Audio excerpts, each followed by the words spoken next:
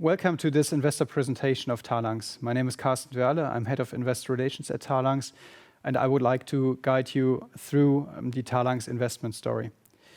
Talanx and the mutual, the HDI-VG, which stands behind Talanx, were founded in 1903, where you find the roots of this company.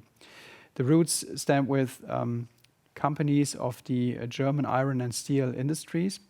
And still today, you will see that with industrial lines and reinsurance, a major part of this business of Talanx is B2B business. In 1966, probably the best known part of this firm has been founded and was founded as an in-house reinsurance company. And this is the roots of Hannover Re, which we brought public in 1994. And still today, Talanx owns 50.2% of Hannover Re, 49% are listed at its stock exchange. And with this IPO, Hannover Re was 18 years earlier than its mother company Talanx, which IPO'd in 2012, 6 years after a major acquisition of Gerling, a Cologne-based industrial insurance company. What is Talanx today? It stands for 4 divisions, more than 40 billion euro of gross written premium. It manages nearly 130 billion euro of assets under own management, and it has more than 10 billion euro of shareholders' equity. In 2018, we first time showed this slide on our Capital Markets Day in November. And we highlighted or named it as the Strategic Path Agenda 2022. And this strategic agenda mainly focuses on 3 pillars. The first one is an enhanced capital management, which means targeting for higher profitability and at the same time emphasizing the cash upstream to the holding from our divisions. And in our divisions, you would see that each of them has very specific strategic agendas on its own. For industrial lines, this means profitabilizing the business and putting a lot of emphasis on growth and specialty business. For retail Germany, it means bringing the core strategic program to a successful end. And it has already issued a new program called Go25, which also has a lot of focus on growth, in particular in the SME and in the self-employed professional business. In Retail International, we focus very much on 5 core markets in 2 regions, which is Poland, Turkey, Brazil, Mexico, and Chile. And in reinsurance, which is actually our stake in Hannover Re, the focus, as you know it from Hannover, is on reinsurance. Digital transformation also matters a lot in insurance. This is our 3rd pillar. And all this is flanked by a very consistent sustainability strategy. And you find, I think, some very interesting highlights on our sustainability strategy in our 2020 sustainability report. We have just marked a few examples here. For instance, our target, which was at that time new, to reduce the carbon intensity of our liquid investment portfolio by 30% until 2025 when compared to end 2020. And we also want to be carbon neutral. As a company in 2030 globally, we have already achieved this in 2019. And we are a very significant investor in the field of infrastructure. And a major part of this is renewable energy. And as of today, we could, with the capacity that we've built up, supply the households of a city in the size of Munich with the electricity which is produced in our renewable capacities. When we're talking about numbers and we talk about the previous business year, of course, you know that was also for the insurance industry very much affected by the corona pandemic. You see that we have been able to keep the path of above average growth as a company, growing by 4% and even higher currency adjusted. At the same time, our group results were burdened.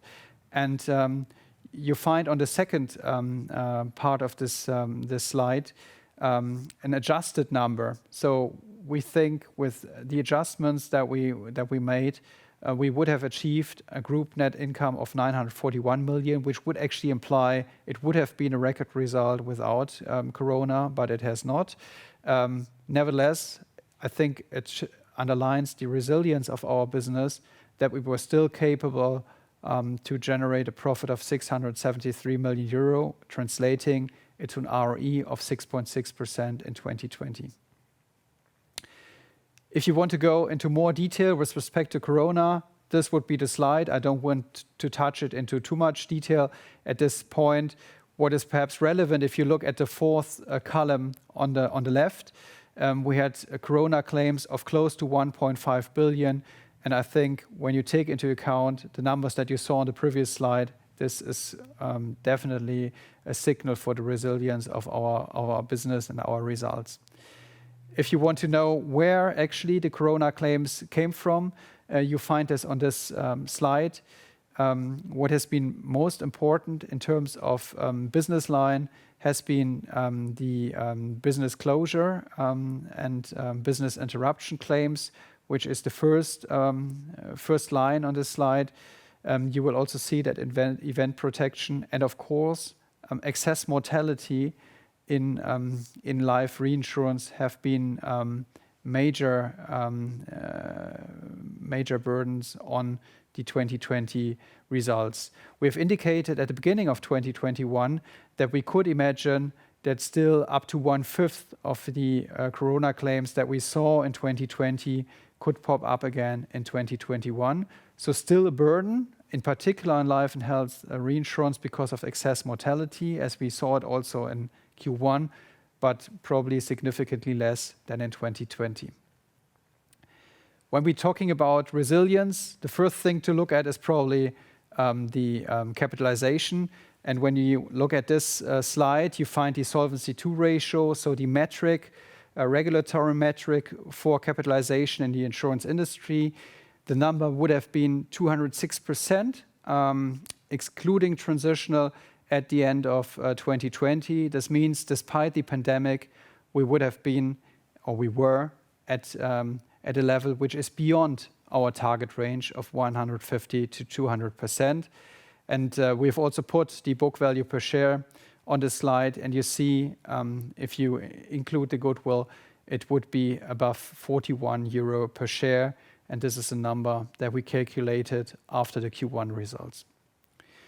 What is important when we discuss resilience is the question how sensitive is this capitalization level with respect to capital markets, to nat cats, and this is what you find on the next page.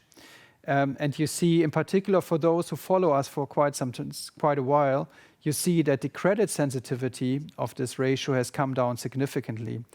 And this is in particular true for two reasons. The first one is an improved asset liability match, in particular in our German life companies. And secondly, it's a model improvement with respect to covered bonds, which are not treated anymore as unsecured credit bonds, but where actually the securitization, the cover, is modeled properly. A short remark on our Q1 results, which have been strong. We achieved a group net income of 277 million euro, which is the strongest Q1 that this firm has ever seen.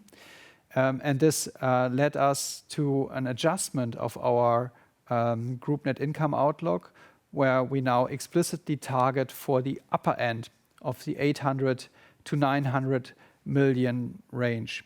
The group ROE of 10.7%, not just above our minimum target of 8% above risk-free, but even double-digit. When we discuss the outlook for the year, we are expecting group gross written premium growth of around 5%. net investment return, which is probably slightly below what you may have seen from us in previous years, which is a consequence, of course, of the low yield environment that we, as well as all insurances and all asset managers face. Still, as I just mentioned, we would expect us to end up at the upper end of this 800 to 900 million target range, which would then correspond to an ROE of above 8%, and in this respect, above our minimum target. The dividend payout ratio is unchanged at 35 to 45%.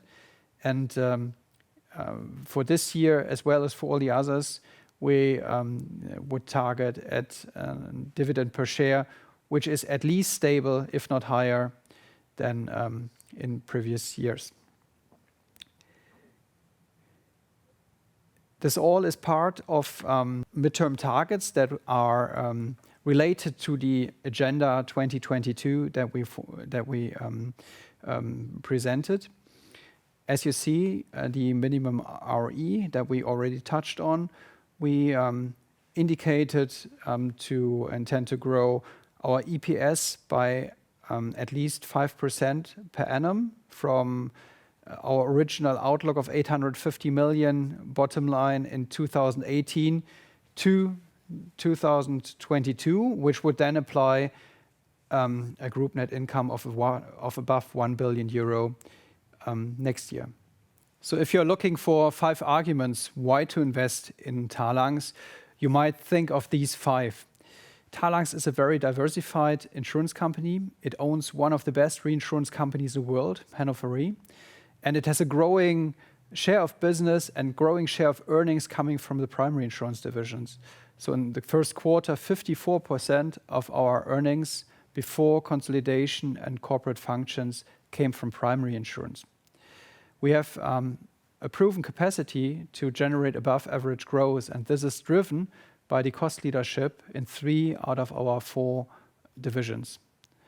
Talanx has a very resilient business, as you've seen with the results in 2020, and as you also see with the capital position of this firm, with a Solvency II ratio, excluding transitional, of 206%, which is even above the target range of 150 to 200%. And last but not least, when we're talking about earnings and dividend, we target in this year, 2021, for the upper end of target range from 800 to 900 million for the bottom line, translating into more than 8% of ROE. And for the next year, we have already indicated that we want to achieve a bottom line result of above 1 billion euro. In terms of dividend, this means we want to pay out at least 35 to 45% of IFRS earnings, and this means at least the dividend that we paid out the year before. Thank you very much for your interest in Talanx.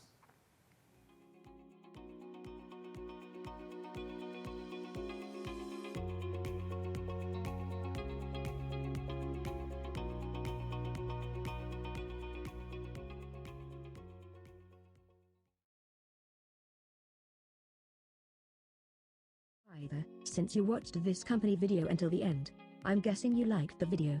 And that's probably because we work very hard to create the most engaging and added value content for you. If you're a company and want to find out how we, at Seat 11A, can make a company video with and about you, please email us at content@seat11a.com.